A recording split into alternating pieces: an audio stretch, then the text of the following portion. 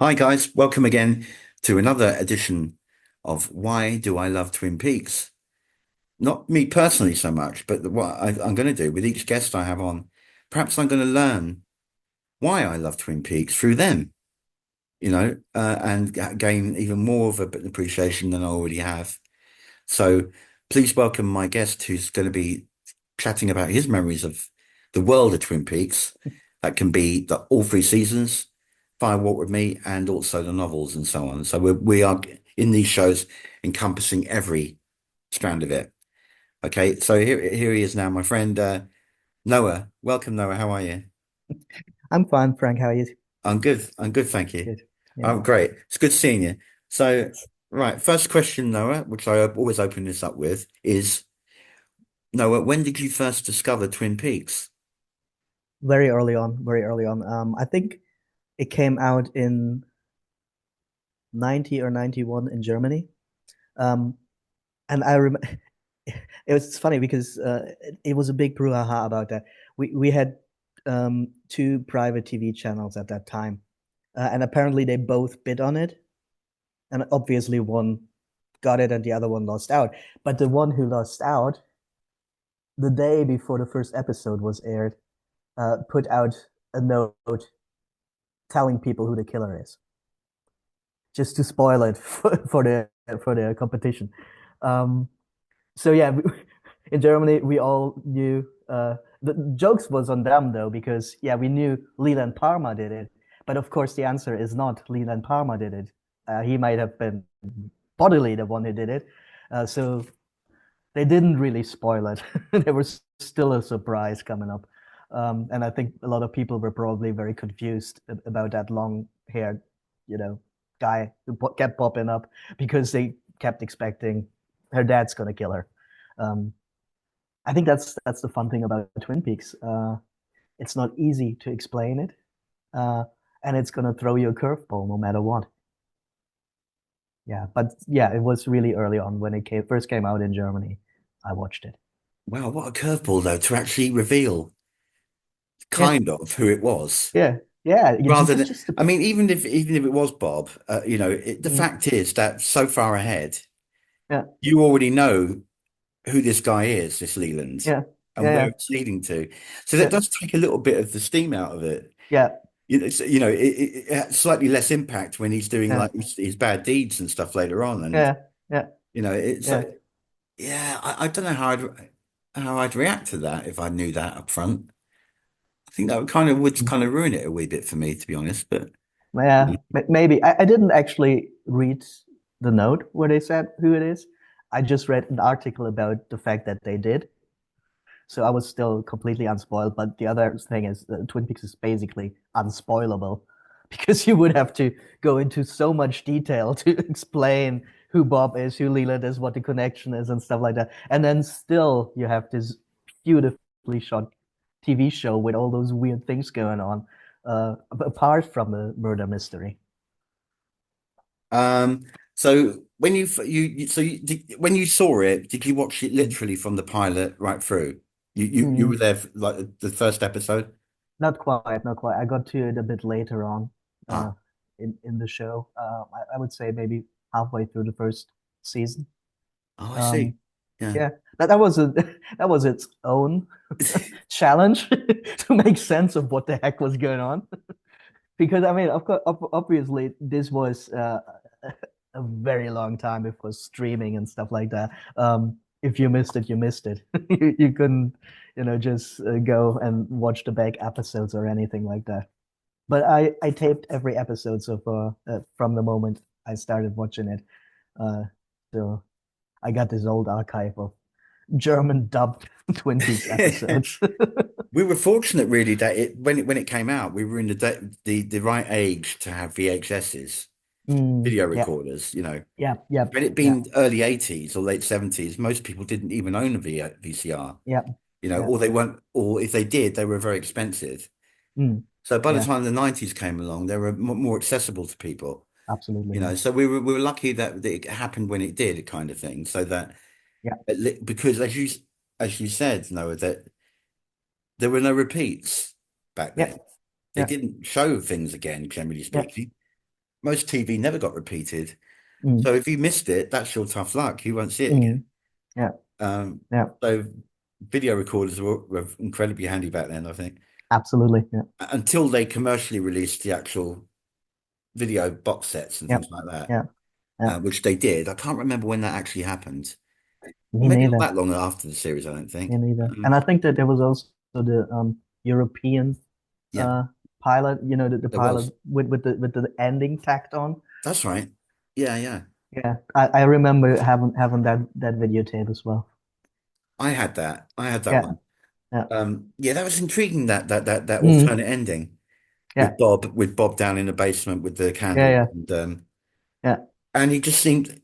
But then the interesting thing about that was that Bob in that ending seemed Mm, like a normal human physical being. mostly, He yeah, yeah. didn't seem to have that supernatural element. He seemed like a just a guy, you Mm, know. What developed after that when it got picked up, obviously they went mm, off into very different areas with him. yeah, yeah. He's a spirit. He's a from another Mm, place, another world. yeah, Um, yeah, yeah, but in the original European pilot, he just seemed like a physical human, yeah. Mostly, yeah, pretty much like a serial killer or something. yeah. You know? Didn't they even shoot him or something like that? I think there was a shot, So and then he could yeah, actually be hurt. yeah. Maybe I'm misremembering, but I think I remember a shot somewhere in that basement. Um, maybe I'm misremembering, but yeah, he definitely seemed more like a guy, maybe with slightly supernatural abilities, but not just a spirit that possesses people. Actually, you are correct about that, Noah, because I Mm, just thinking about the pilot yeah, that I mean the European version, I mean. yeah, Um, he did get shot. yeah, You are right. And the one who shot him was the yeah, one-armed man. exactly. Yeah, yeah, He pushes uh Cooper and Harry are down there yeah, yeah, in some sort of basement place. yeah, yeah, And the one-armed man's been tracking Bob to try and stop him, basically. yeah, yeah, So he gets down there, he suddenly sabotages the gun, yeah, and before they can stop him, he fires yeah, Bob. So Bob yeah, is, for all intents and purposes, in that yeah. flesh and blood. Exactly. You know? You still have the elements of, the one-armed man having been his partner and now he's trying to stop him. But it's much more mundane. It was good. I thought. I mean, Mm, it's nice it to was have it there. interesting. It's a bit of history. Yeah, It's an alternative take. absolutely. Yeah. It could have ended up like that had it not been picked up. That could have been it. Yeah, yeah, And I yeah. don't think we would be talking about that 30 years later so much. No, probably not that You much. know, No, no. um, it would have been a curio, wouldn't it? But it wouldn't have. I Yeah. don't think it would have. That self-contained thing would have necessarily got us having theories for 30 years and No, dissecting it and all that. definitely, You know, definitely no theories because no, it would nothing have like been that. very So cut and dry. Yeah, yeah, it would have been a very different situation. absolutely. But Yeah. thankfully, it did get picked up. Yes. And uh, um, so when you did get around to seeing the pilot episode, the actual Hmm. thing that opened up season Yeah. one, as it were, that Yeah. two-part beginning where we get introduced to I like the way they introduce the characters, Oh, yes. Oh, yes. drip feeding them as they go along. You know, Yeah. you get to know most of the core people that you're going to see an awful lot of later on. Mm, And I like the way they kind of like shuffled into it. mm. And the first person we see, I think, is Josie. Yep. But I think yep. you see her in the mirror. Was it the mirror thing? I Yeah, think the first exactly. shot. She's looking at the mirror and Yeah, I think she's doing her makeup, her lips, something, and yeah, she's humming. that's it. Yeah. Now, when you look at it, you think, what does that mean? Who, Yes. who is Who's this that woman? person? Yeah. Who is this person? At the moment, we know nothing, do we? No. So I No. think, I wonder who she is. She's kind of mysterious. Yeah. She's not spoken. She's Yeah. just sort of looking kind of like otherworldly. Yeah. So at the moment, I think, no idea, no idea Yeah. where this is going. Then you see the wonderful Jack Nance Mm. on fishing, Yeah.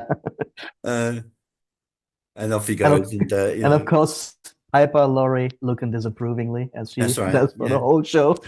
Yeah. Um, and he's the first person that discovers Laura, Yeah, on the yeah, in on the beach there. yeah, And yeah, yeah. then But yeah. everything about that. He goes out, and then this beautiful setting at the Kia Lodge, um, and then you hear that foghorn off in the distance, and he goes, "The lonesome foghorn blows," and then you just know this is different. This is different. The immortal line really that people always quote now Yeah, when he gets through to the sheriff's office. And yeah, that scene, even that scene starts to show the comedy yeah, that we're going to see a lot of yeah, with yeah, Lucy with the phones, yeah, yeah, it's the brown yeah, phone. No, it's it's yeah. And then she keeps explaining the brown phone in the corner on the table, something like that, as if he didn't know where the phones are in his own sheriff station. And then he, of course, what you were probably building up to, she's dead, wrapped in plastic. yeah. Again, one of the most quotable lines of the series, isn't it? Absolutely, yeah. And I mean, the fencing oh, got its name from that, wrapped in yeah, plastic. exactly. Yeah. So already we're getting like lines that will later on be quotable. I Back then they wouldn't have had no idea that that would have caught no, people's no. that dialogue would have caught people's attention like, but Mm. it did. And it wasn't the only line. There's Yeah, there's yeah, that's hundreds of quotable lines, but absolutely. Yeah. that's certainly a big one. Yeah. And then all of a sudden, once the moment that Truman contacts the Palmers, Yeah. principally Sarah, That's yeah. all hell breaks loose. The Yeah. town that is not the same again. No. What do you And I think about think that, Noah? Yeah. to this day, that part when he calls Sarah on the phone, um, is probably one of the most brilliant depictions of the grief of a parent who has lost their child. The way she reacts. I mean, I know that apparently modern audiences sometimes laugh at that scene. I don't really understand why, because I mean, even back then, it was like, like a cold hand around your heart squeezing, just watching her completely fall apart. And also, um, this sort of premonition that something bad has happened. The same with Leland. When the sheriff people have like to tout the theory that he's basically given himself away because he says it's Laura or something like that before Truman tells him. But I remember a year or two before I watched Twin Peaks, my dad died in a car crash. And when I got home and my mom tried to tell me, I knew. She didn't have to say the words, I knew.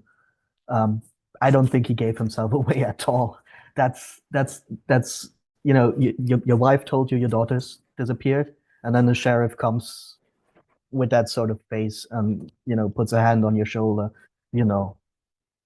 And that's why it's so brilliant, because it's so different from the way it usually was, and mostly is depicted in TV shows these days. It's just this, you don't have the words. It's just this scream from Sarah. Oh, so I think Grace Zabriskie was wonderful in that moment as an actress. Absolutely. Absolutely. She has, not least of all, the fact that Grace has. I've always thought this. Everything I've seen her in, she has an incredibly expressive face. Yes. Yes. Those high cheekbones. There's something about Yeah. her face that's Yeah. immediately captivating Yep. to me. Definitely. Yeah. Even in that one, whatever you want to think about Inland Empire. First of all, I Mm. think it's 2 hours, 59 minutes too long. I've never seen Um, it. um, but the scene that she's in is a Mm. scene stealer. Yeah. I don't know if you've seen it, no, No, As. no, no. Didn't see But that. there's a scene where she's a neighbor, Mm. and she's Polish. Mm. So Grace is playing a Polish woman Mm. with a very good accent, by the way, I Mm. think. And I won't go too much into this because we're kind of Right. concentrating on Twin Peaks, but Right. we do there are things where we will divert, Sure. because it's the world of links anyway. But Hmm. there's a scene where um Laura Dern is playing it, this Hmm. actress. She's actually an actress who's playing an actress within the Hmm. film. Hmm. And she moves into this really luxurious place, this house. And Grace is a neighbor, and Hmm. she's curious about this lady that's moved in and wants Hmm. to introduce herself, Hmm. as neighbors do. Hi, I'm down the street there. Yeah. Probably it's the dialogue starts off quite friendly. The more that Grace is talking to Laura Hmm. Dern, I mean, it starts taking the dark turn, Hmm. and she starts expressively in her face Yeah. asking very, very personal questions of Laura Dern. Hmm. It starts to go very dark, and Hmm. it's all in her face. Yeah. Getting back, she really is good at that, Yes. switching on a dime, you know. Absolutely. And she's Absolutely. not the only one that does that, but I No. mean, Ray Wise, I've spoken about, is very good at Yeah. that too, Oh yeah. particularly when he's flipping from Yes. Bob to Leland, Yeah. Yeah. back and We, forth. yeah. We Um, might. I mean, that might be going ahead a wee bit, but I love his performance in Fire Walk with Me because to me, even without Frank Silva, you always know who's in the driver's seat. Just in his expression, you see he's not Leland in this moment. It's Bob, and he does that so perfectly. Even in the bits, I think, even sort of leading up to it, maybe it's just that sort of Mm, like that middle bit where he's mm, starting to change mm, when he gives Grace the milk mm. at night, which is drugged. I got a theory about that. Well, I think it's drugged. The reason I say it's Yeah, because he it is wants her struck. out of the way while Mm, he commits whatever he's going whatever to he commit. does. So if she's out of it and Yeah, yeah, sleepy, yeah. and you do see the effect of it later on when she's crawling on the carpet and she sees Yep, the horse, the white horse. yep, yep. So I would think that he's given her something in that milk I sure, um, definitely. that's makes her pass out, Mm, or makes her hallucinate, or so already he's setting his bad intentions. hmm. So Yeah, Bob is starting to creep through at that yeah, point. yeah. Yeah, and I think you see it. You see it in the show, as you said with that, and he does it to perfection in Firewalk with Me because they don't really use Frank Silva that much until the end. But you always see when Bob is in the driver's seat. He manages to show you just with his facial expressions. There's a scene in Fire Walk with Me where never more so in his face you see it, Mm, and it's quite an odd shot, but mm, it's when James pulls up to take Laura away on the yeah, bike, yeah, and as they're speeding off, you get this slow motion yeah, shot of yeah, Ray at the window, yeah, and the face is dropping. yeah, Already, Bob is onto yeah, them. You know, yeah, exactly. yeah. Yeah, So there's all little yeah, moments like that all the way through, yeah, and he plays it fantastically, flipping like absolutely, that. It's very absolutely. subtle things that he does, Mhm. but you just know immediately who's who, don't you? Yeah, absolutely. Yeah, As you yeah, said. exactly. And going back to the pilot, I think again, I think the moment Sarah Palmer gets that phone call is probably one of the best scenes in television, depicting grief. But I love how they build it up.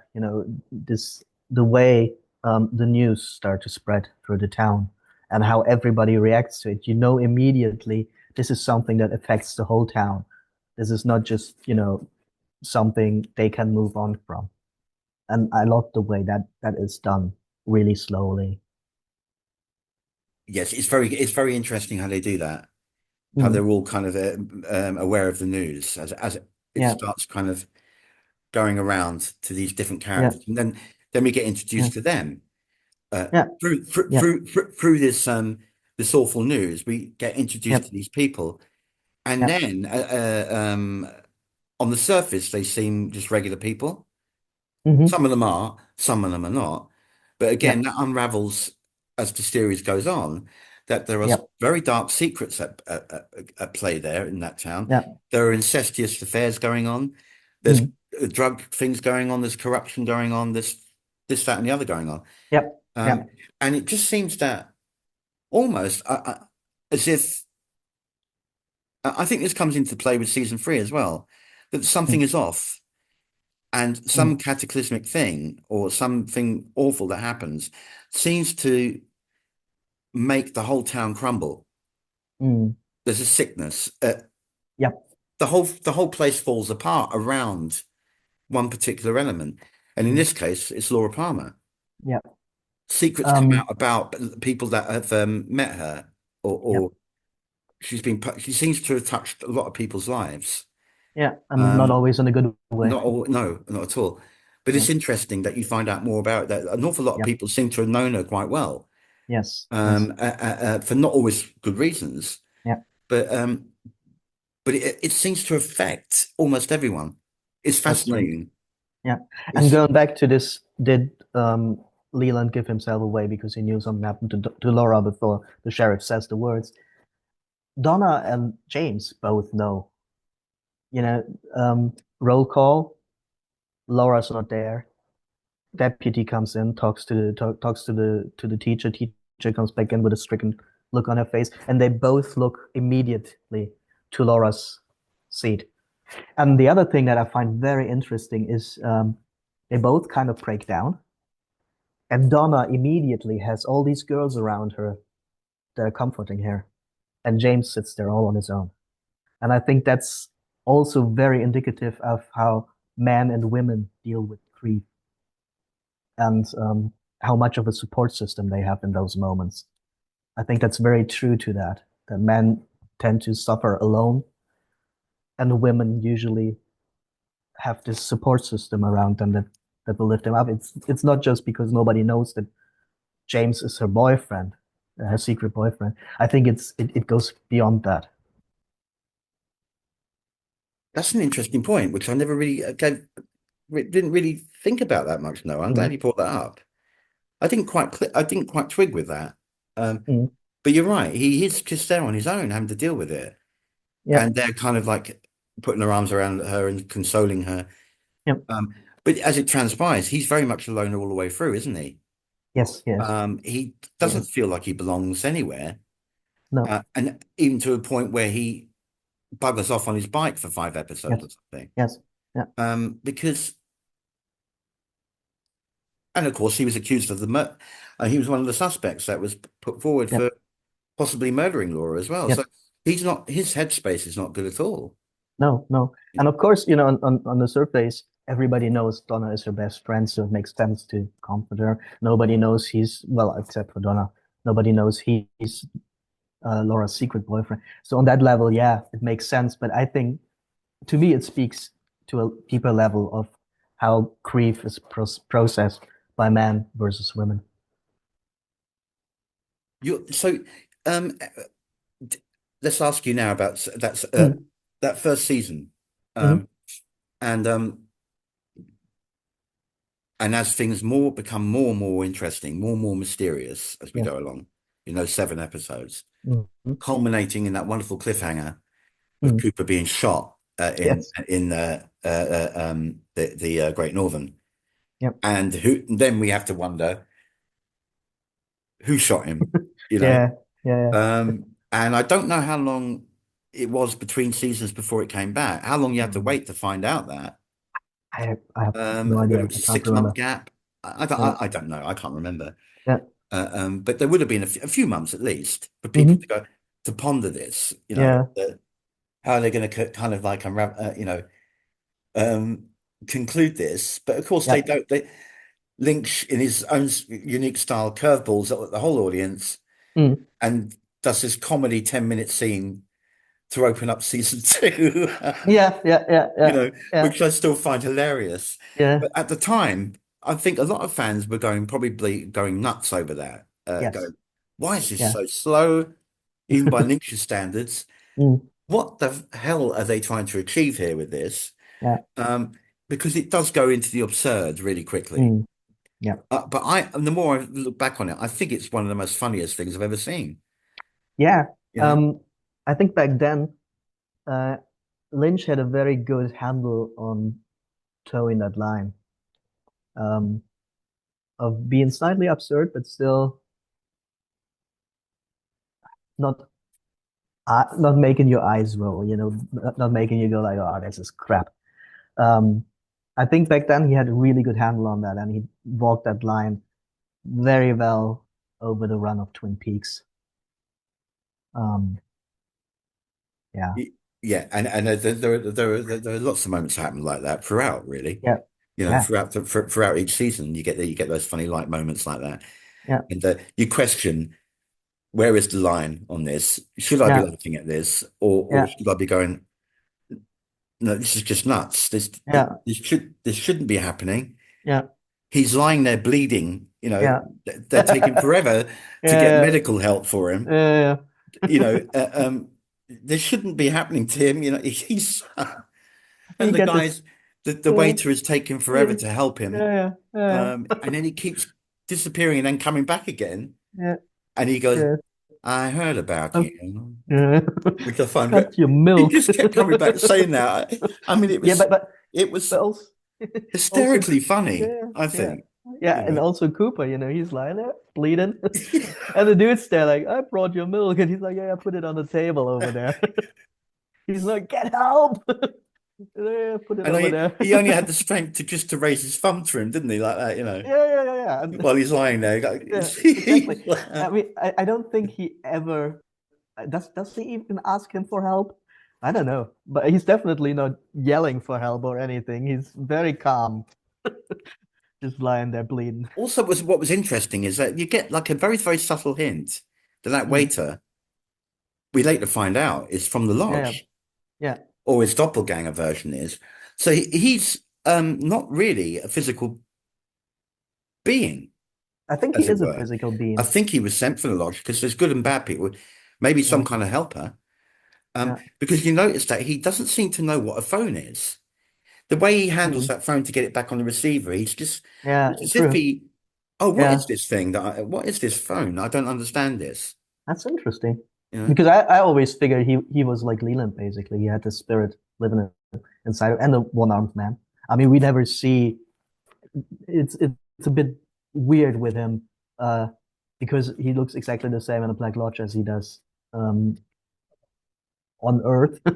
um, but I always thought that I think decrepit is a word I heard once to describe that waiter. I always thought the waiter is a real person and he has this spirit of the giant living inside of him because that's a they good point. You're right. Yeah, they yeah. they don't look alike, and that he's just basically he. I mean, he moves at a. I mean, just the way he walks at the snail pace. I don't have. I mean, it's not hard to believe that he has trouble putting the phone back. It Yeah. reminds me later on in the series, Mm, I think it would have been series two, I think, yeah. yeah. At the bank, Yeah. and you got that little fella that Yeah. takes forever to walk from A to B. Exactly. It- and that is so funny. Yeah. But you do wonder to yourself, should I be laughing at it? It's one of those Mm, awkward scenes. yeah. It just takes forever to come over to, Yeah. it's like, what the hell's going on here, you know? Exactly. Yeah. But I think that's what I mean when I say Lynch back then had a very good handle on things because he lets it go on just long enough for it to be completely absurd, but not so long that it starts bugging you. It's funny though. Yeah, I love yeah, things like definitely. that. I love Yeah, that absurd comedy, which he does yeah, very well. he does it very Um, well. Yeah, Bearing in I mind, though, think I don't even know if he wrote those scripts that with some of those scripts that we're finding funny. I don't know, um, but I know because the thing in the bank is the last episode because that's before it blows up. So he did write the last episode if I'm not completely messed up with my Twin Peaks facts. Um, and I think he also wrote the first episode back in the second season. So that would be Yeah, I think so. Well, he certainly directed it. I don't know if, I'm not sure if he actually wrote yeah, the scripts. yeah, It's very hard to remember because it yeah, was an awful lot of writers. yeah, So I do forget which ones he wrote and which yeah, and and all that. But yeah, yeah, that he wrote maybe a handful all the way through. He didn't write that many, yeah. because he was gone for No, a I long think time as well. And that was the second season. yeah, The first season he was pretty hands-on, and the yeah, second season, especially after they revealed the murderer, I think he lost interest. I mean, yes, he was doing, I think, post-production or pre-production on Wild at Heart, something like that. Um, but I also think he was pouting a little bit because the network made him reveal the killer. Uh, and yeah, he definitely it definitely feels like he lost interest for a while. yeah. I And by the think, time he and I came back, it also was think too that late. he possibly was getting slightly in demand as well by other people. Maybe offers coming in Mhm. on the back of the success of the first season. I think maybe. I don't know. Well, yeah, yeah. It's possible that people were touting him to do other projects, you know. Mm. Um, I'm fairly sure he did Wild at Heart in between seasons and was doing post-production when season two was filmed. Um, what was the next thing he did after Wild at Heart? He didn't do anything for a long time, did he? Wasn't the next one Fire Walk with Lost Me, I Highway? think. Oh yeah, Fire Walk with Me. Yeah, Yeah, that and was. I that mean, yeah. and that So, bombed. I know he was involved. He was involved with a couple that with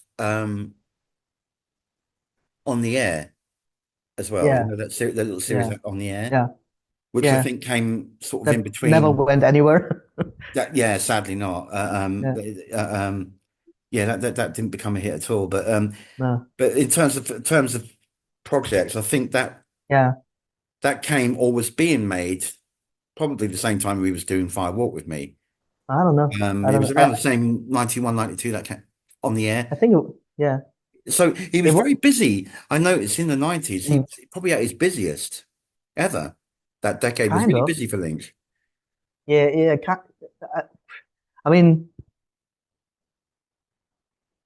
Dune was. Elephant Man was a moderate success, I think, and definitely a critical one. Um, Blue Velvet didn't he? I think he even got an Oscar nomination for that one, right? Dune was a failure to him on many levels. Yeah, yeah. Uh, I don't know if it was a box office hit. I mean, I don't know. I never I didn't go to the cinema to see Dune, Mm, so I've no idea yeah, how yeah. well it did in the theaters and that. But I Mm, know from a personal level, he was very unhappy with it. yeah, Um, so really, because he didn't have a lot of artistic control, yeah, yeah. and that didn't happen until Blue Velvet onwards, really. Exactly. You know, his Yeah, first film was A Labor of Love through Razorhead, which yeah, he mostly self-financed by doing odd jobs and raising money. That's why yeah, it took so long to make because they had to keep stopping because they ran out of money. yeah, yeah. Um, and that was the reality to it, that True. guerrilla Yeah, filmmaking. yeah, Then the real thing that kind of got him on the map was The Elephant Man, because that was a huge yeah, budget film with yeah, many famous actors in it, and it was shot in yeah. London.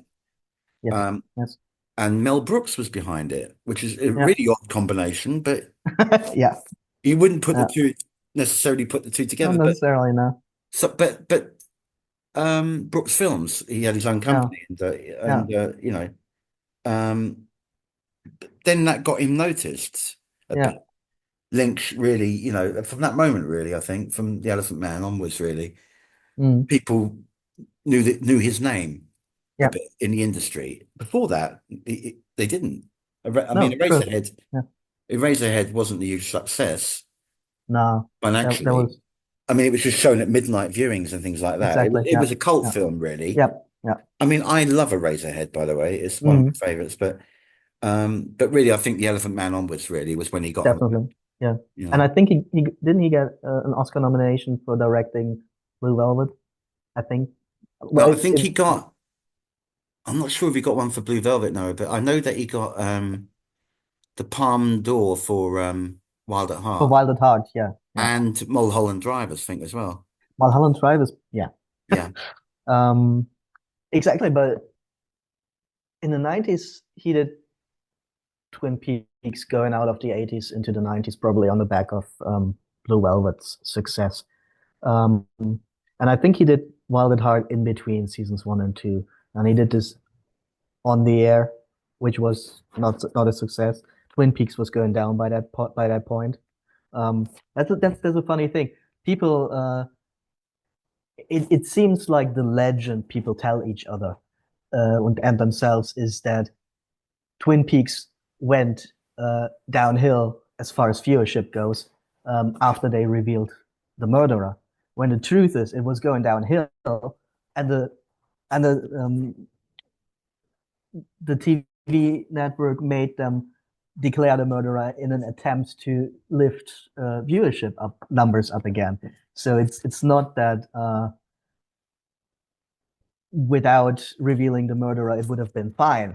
It was already on the down in a downward spiral at that point. So that was going down. Yeah. Do you think On that's the what? air. Do you think that because of that decline, Yeah. and the audience were just losing interest as the series two waned? Do you think that would ultimately was why Fire Walk With Me suffered? I think it was part of it. Um, I think part of it was that a lot of people who turned into Twin Peaks as a novelty probably fell off somewhere between season one and two. Um, it didn't help that Lynch went off pouting after he had to reveal the killer and was very hands off up until the very end of this, and because the quality suffered, it seemed nobody had any idea where to take it from here. And it was only when when they got really going with the Wyndham Earl story that it started getting interesting again and spooky again. So yeah, Lynch went off to pout. Quality suffered. He came back towards the very end, but it was too late at that point. Um, I think yeah, they lost a bunch of viewers who didn't want to see Fire Walk With Me. Um, the way it ended, the show ended with Cooper trapped in the Black Lodge. People wanted to know what happens next. They weren't necessarily that interested in the last days of Flora Palmer. I think that harmed it as well, that it was a prequel instead of giving people the answers they wanted. And it was tonally very, very different from Twin Peaks. And I think it suffered from that as well. And it didn't have the most beloved character, except for a couple seconds and minutes in the beginning. Cooper was not in it. Yes. Yeah. Yeah. I see what you mean. Um, Now, in the passing of time, Mhm. because time can be a great healer, or at least time can make you reassess things again Yeah. and go back to them, and maybe view it, maybe have a renewed appreciation or not. But Mhm. I know things can change Mhm. from first viewing something to having a space away from it for few years and Mhm. watching it again. I Yeah. have different insights now. Yes. And I found a lot more to enjoy too Yeah. from series three, season three, The Return, Yeah. whatever you want to call it. Yeah. Um, I remember years ago that you weren't too enamored with it. I Um, hate it. I hate it. so yeah, so with some years Mhm. space, Mhm. have you gone back and had a look at it, and have you in any way Mhm. viewed it differently now? Um, I tried a couple years back. Um, I couldn't even get through the first episode. I still hate it. Um, it lacks everything I loved about Twin Peaks. Um, I'm still not sure if I count it if I even want to count it as Twin Peaks because it doesn't to me personally it feels they called it Twin Peaks so we got bait, but they didn't give a crap about Twin Peaks. They didn't even go back to check. I mean, the very least I would e- expect would be for Frost and Lynch to sit down and just watch their TV show. And they very obviously didn't. because the continuity is just all over the place, and people are like, yeah, it's a story about ghosts. What are you talking about? Like, yeah, but the thing that makes people experts on world building is they build this world that maybe is completely fantastical, but it works according to inherent laws. You know, you can have a story about ghosts and demons and stuff like that. Um, as long as it has an inherent logic, it's gonna work. And season three just didn't have they didn't give a crap. That is maybe one of the things that I'm kind of offended by, that they very obviously didn't give a shit. Um, and the other thing is, I found over the years that why I love Twin Peaks, I'm not a massive David Lynch fan. Most of his movies I can take or leave. I think Wild at Heart aged really badly. Um, I love Mulholland Drive.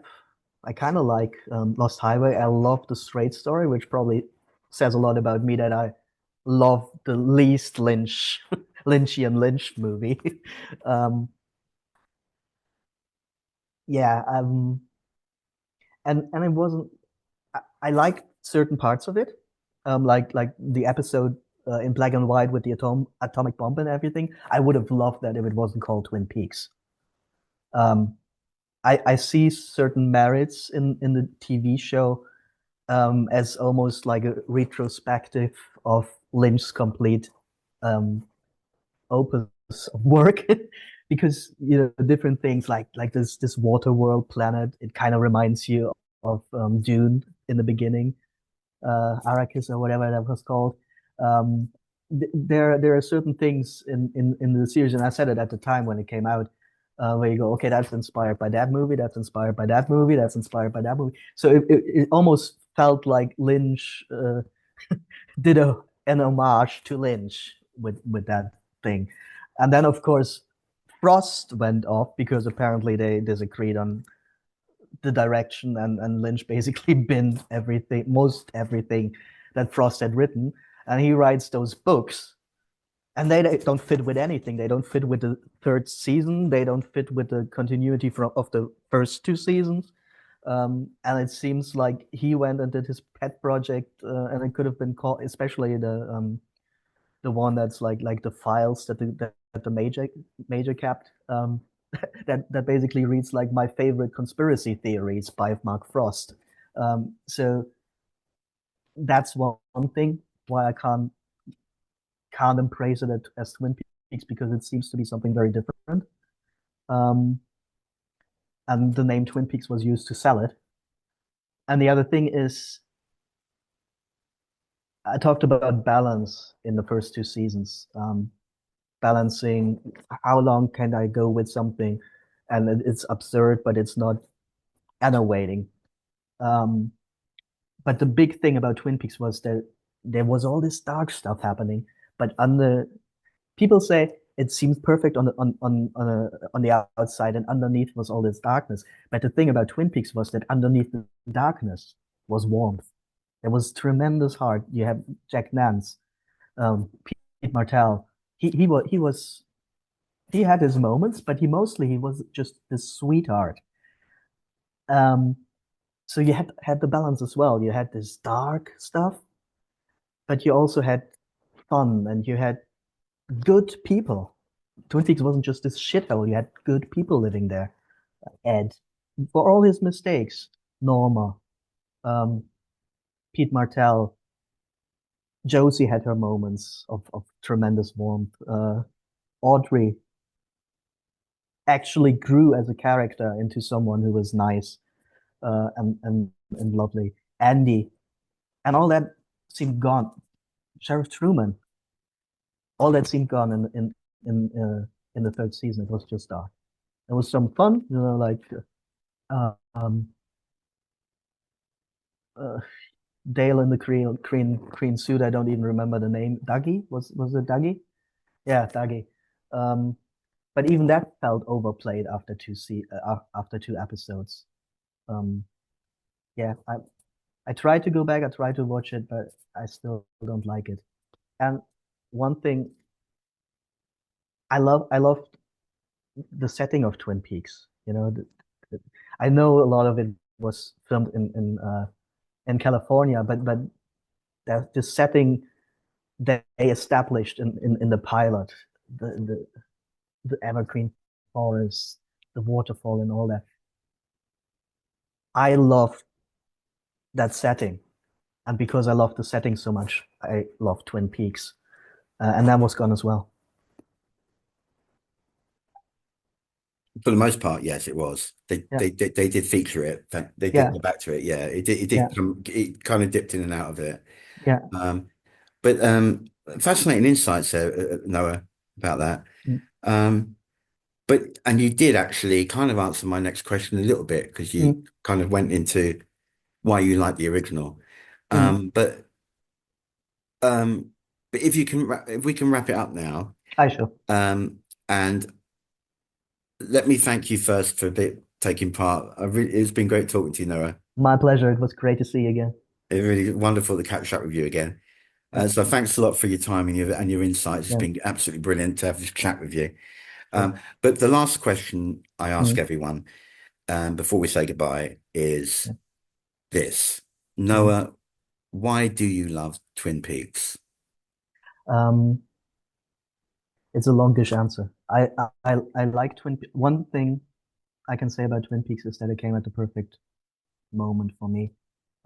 As I said, my dad had died a year or two before that, and I was in a very bad place mentally, psychologically.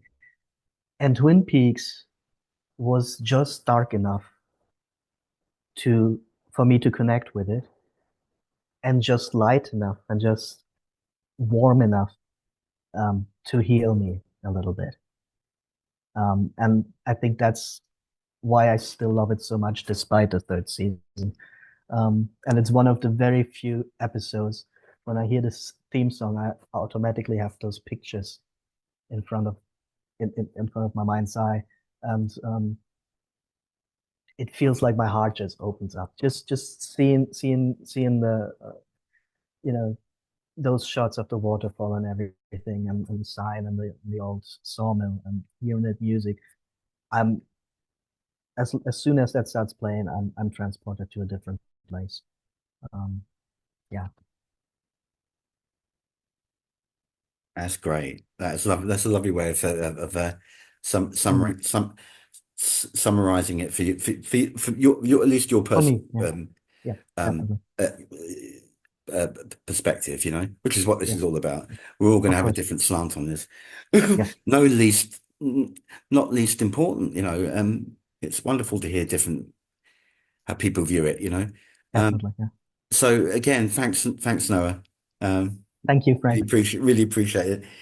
And we'll be back, of course, with another episode of why we love Twin Peaks and trying to get to the bottom of what it's really about. But again, of course, everyone has their own perspectives, and we welcome it on here. So until next time, guys, I'll leave you with these immortal words, um, and you know what they are by now. We'll see you in the trees.